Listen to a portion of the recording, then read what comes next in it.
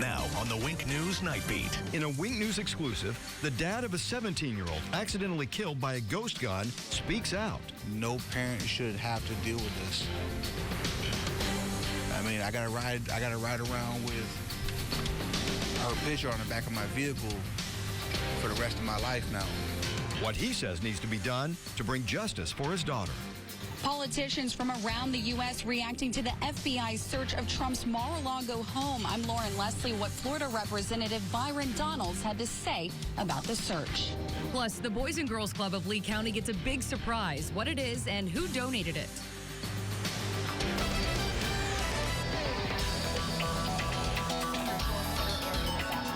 For joining us here, I'm Nicole Gabe. And I'm Russ McCaskey. Let's get right over to the Weather Authority meteorologist, Dylan Federico. Dylan, any more storms expected for tomorrow?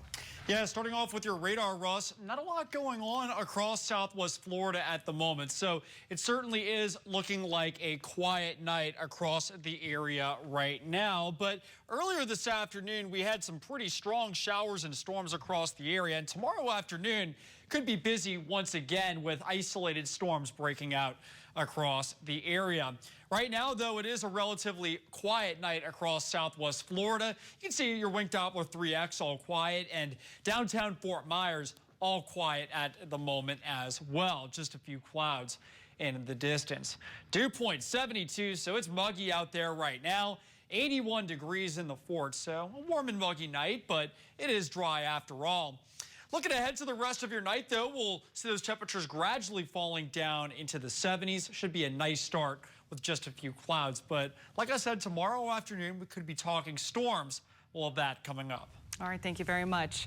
Well, a father once more done after his 17-year-old daughter accidentally shoots and kills herself with a ghost gun. That gun belonged to her cousin, Andrew Bird, who is already facing charges for a drug incident. The only thing he got for his cousin's death, a probation violation. In a Wink News exclusive, the father of 17-year-old Destiny Padilla talks with us and is calling on more justice for his daughter. The Night Beat's Taylor Wirtz joins us in the studio. And Taylor, an emotional sit down. Nicole, absolutely. You could feel the pain behind her father's eyes when he spoke with us today. Reliving your child's death, I'm sure, is unimaginably painful, but he says it's worth it to get justice for his daughter.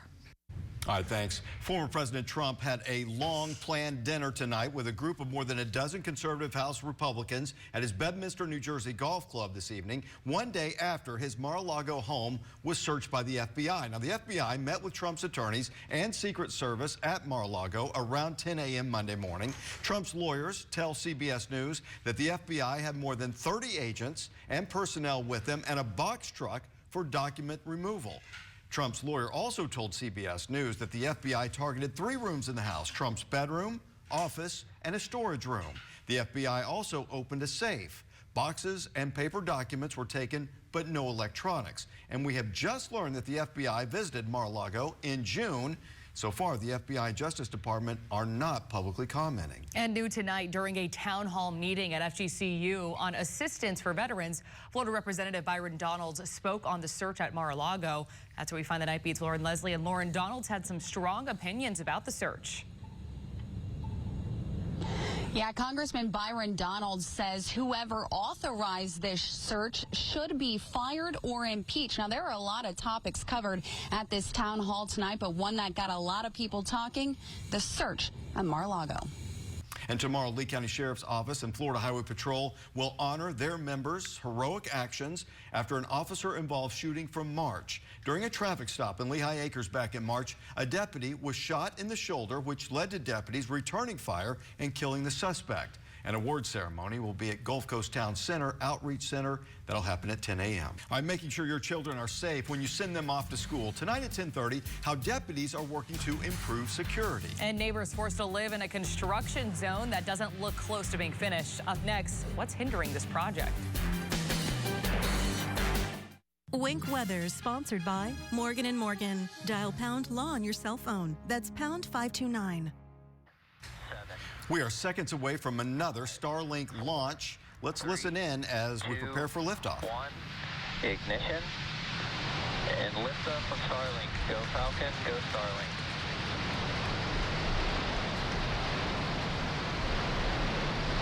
So this is a live look from the Kennedy Space Center. The Falcon 9 rocket is sending 52 more Starlink satellites into orbit. SpaceX was initially set to conduct this launch just before 7 tonight, but it was delayed due to unfavorable upper wind levels. But it is on its way right now, and you can see it looks like it is another successful launch. We'll keep an eye on that for you, give you any more updates as they come in. Meantime, neighbors are living in a construction zone as crews work to connect water from Fort Myers to Cape Coral. This is how Everest Parkway looks right now, and the construction doesn't seem to be letting up anytime soon. The goal of this project is to make sure that people in Cape Coral have plenty of water during dry season. The Night Beat's Zach Oliveri spoke with neighbors who want crews to pick up the pace.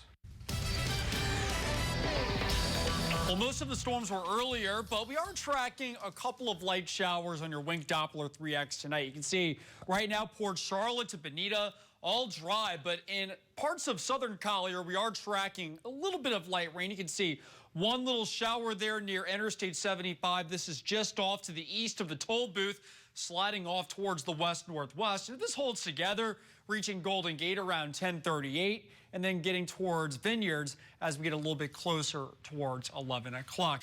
Well, talking about the tropics here for a second, it has been 37 days since we saw our last named storm. That would be Colin back on July 3rd. Taking a look at the tropics tonight, we are tracking a strong tropical wave between the Cabo Verde Islands and the Lesser Antilles. National Hurricane Center with their 8 p.m. update giving this a low chance of development as it moves off towards the west-northwest over the next several days. Here it is on infrared satellite tonight, just a disorganized cluster of showers and thunderstorms. Slight spin on satellite, but nothing organized at the moment. It will be moving over relatively warm waters of over 80 degrees, and by the weekend, as it passes north of the Antilles, could even encounter warmer waters than that. But warm water is just one ingredient in tropical development. While it will be in a low shear environment over the next couple of days, by this weekend, it's going to encounter much stronger westerly shear, which should rip this thing apart. And for right now, there's no reason to be worried about this thing here in Florida. But here at the Weather Authority, we'll keep an eye on it. And if we were to see a brief named storm, the next name on that list is Danielle. Back home in Southwest Florida, isolated storms over the next few days. 96 the high temperature on Thursday. Could break a record that day. The record 95 degrees. Otherwise, by the weekend, we do see a cooling trend with our high temperatures back down to the lower 90s with scattered storms in the forecast throughout next week. Hi, Dylan, thanks. Local school district labeling library books that contain unsuitable content for students. Still ahead at 10:30, what parents think about this move. And a new rule at Florida theme park, why minors are getting a weekend curfew at Universal's City Walk. But first, the changes one woman has seen in the world as she celebrates her 105th birthday. The day is finally here, and there is a lot to remember, from what to expect on the roads to what to expect with the weather. I'm Lindsay Sublime. And I'm Corey Lazar. Everything to know to start off your school year right. That's tomorrow on Wink News This Morning. Mom says he's 17 and extra mean. He's verbally abusive, he's violent. And remember him? The dramatic update. Next, Dr. Phil. Tomorrow at 5 on CW. Wink News closed captioning, sponsored by Publix. Saving that's just your style at Publix, where shopping is a pleasure. 105 years young, Dory Kimler, I should say, is celebrating a big milestone today, and she has lived quite the extraordinary life after more than a century right here on Earth. Yeah, and as a single mother of 3, she also got an education with 2 university degrees. The Night Beat's Tiffany Rizzo shows us how she was a pioneer of her time. It seems like she's got a lot of friends out there. She does have a lot of friends, and man, she's doing great. No eyeglasses? Yep, no walker. There you go. Incredible. Good for her. Just keep on going. Happy birthday, too. Yeah, and many more to come. All right, make sure that our nation is stocked on monkeypox vaccines, what the White House plans to do to conserve the supply. In addressing the well-being of children after the break, where our state ranks in the nation. Now, from Southwest Florida's most trusted news. This is Wink News at 10. Now in the Night Beat, keeping your children secure in school, how deputies are working to improve safety on campus. A local crime solver uses her job to fuel her passion, the success she's had as a crime novelist. And millions of people suffer from food allergies, a new treatment to prevent reactions. And getting your child into sports, find out how you can figure out which activity is right for them. Well, most kids will be back in school tomorrow, and law enforcement is reassuring parents that they are taking the steps necessary to keep your children safe after recent mass shootings. Welcome back. I'm Nicole Gabe. And I'm Russ McCaskey. We're glad you're sticking with us. Lee County Sheriff's Office is training deputies with real-life scenarios. And as the Night Beat's Michael Hudak explains, they're giving deputies key access to every school in Lee County just in case there's an emergency. Certain books in one school district will have special labels concerning content, and it's all happening in Collier County schools. 88 Media Center books have advisory notice labels because community members identified topics in them that deemed unsuitable for students. The topics include LGBTQ issues and racism. One mother we spoke to says that she fears this will eventually be too stronger restrictions on books. It feels more like that's a first step to test the waters, and if they don't get a lot of pushback, those books are gone. Meanwhile, another mother says that the labels are good and will protect parents from having to discuss topics that they don't think their children are ready for.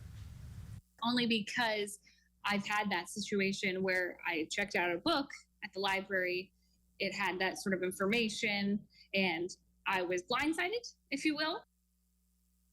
The school district says that they are just complying with the new Florida law, the Parents' Bill of Rights, and responding to parents and community concerns. For a full list of the books with warning labels, head over to the Wink News app. Our state needs some improvement when it comes to children's well-being. The report by the Casey Foundation ranked Florida, you can see it right there, number 35 in the nation. It looks into really four main categories: education, economic indicators, well-being, and family indicators. So let's dive into this just a little bit more, and we can show you that Florida failed to improve when it came to the health of child and teen deaths per 100,000. And you can see the red number right there that says worse. Also, children in single-parent families also scoring worse as well, so there's work to be done. Nicole? Well, changes are being made at the Florida theme park concerning minors. Universal Orlando says that guests under 18 will have to leave City Walk by 9 p.m. on weekends. This comes after a fight between juveniles caused police to evacuate a parking garage last month. Minors who stay after the 9 p.m. curfew will have to be accompanied by a chaperone. Solving crimes by day, then writing about mysteries and crime at night. Lisa Black works for the Cape Coral Police Department as a forensic specialist, but she's also written 16 novels about mysteries and crime. The Night Beat's Samantha Johns spoke with her about bringing her real-life work into her books. And she has taken a few months off writing right now after finishing her 17th book. It's expected to be released next August. I feel like I need to read one of those. And, you know, it's all about forensics these days. I mean, it's kind of like the career that she picked just marries perfectly with what she's, you know, what people like to see and like to read. Oh, yeah, about and a lot of people like the crime stuff, especially the podcast. So I will have to check it out myself. No doubt about it. Wink News, the Weather Authority. We're tracking a couple of showers on our Wink Doppler 3X. We'll have that coming up. And maintaining our nation's supply of monkeypox vaccines, the White House's plan to make them last. Overcoming food allergies up next, the new therapies to reduce bad reactions. $3.78, your Southwest Florida gas price average, looking better than it has in months. That info coming from AAA. We've done the work to find the best price in each area. In Charlotte County, the Gulf Station, it's $3.59. That's North Tamiami Trail and Easy Street. Then the Cape Coral Walmart, it's coming in $3.72. Northeast Pine Island Drive and Hibiscus. That's where you find that station.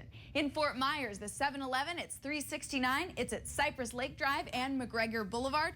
Then out east in Lehigh Acres, the Mobile Station, $3.42. Leland Heights Boulevard and Homestead Road. Then we'll turn an eye down south, this in Collier County. The best price we can find is 7-Eleven. It's $3.78 at Tamiami Trail East and Greenway Road. That's your Pump Patrol. Belinda Post, Wink News. Wink Weather is sponsored by Accurate Pavers, your one-stop shop for all your outdoor living needs. Milk, soy, eggs, wheat, peanuts, the list goes on and on. There are more than 32 million people, including children, who have food allergies in the U.S. Yeah, and one bite of the wrong food and it could kill them. As Wink News health and medical reporter Amy Osher tells us, new therapies were approved just as COVID hit. So researchers worry that not everyone is aware of them. And good evening, Southwest Florida. We're tracking a couple of light showers in Lee County. You can see these are just south of Fort Myers, but moving in the general direction of Iona and parts of the Fort Myers area as well. Estero is seeing a little bit of light rain. The heaviest shower right now falling right to the south of Crown Colony. You can see a couple of sprinkles there extending back over towards the forest and Route 41 just south of Jamaican Bay. And zooming out a little bit further and timing out these little sprinkles here, reaching Villas by 11:07, Page Field by 11:22, and Fort Myers if they hold together as we get a little bit closer towards midnight. Looking at the big picture, though, everybody else is dry tonight. We had plenty of showers around earlier. Those fizzled out, but we did see a good soaking rain earlier today. Here's a look at your 7-day forecast. Isolated storms over the next few days. Going to be hot. 96 on Thursday. Could break a record that day. But by the weekend, increasing rain chances do lower our highs back into the lower 90s, and scattered storms stay in the forecast through next week. We'll see you after the break.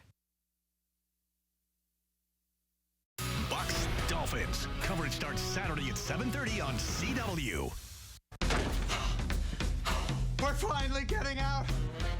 I heard you guys were leaving. No, I just wanted to thank you for all the great service over the past few months. Yeah, judging by your tips, I was never really sure. Tonight at midnight on CW. An 11-year-old is on a mission to give comfort to kids from a war-torn country. Sage Goodall is from Jacksonville, and he started a donation drive to give stuffed animals to Ukrainian children.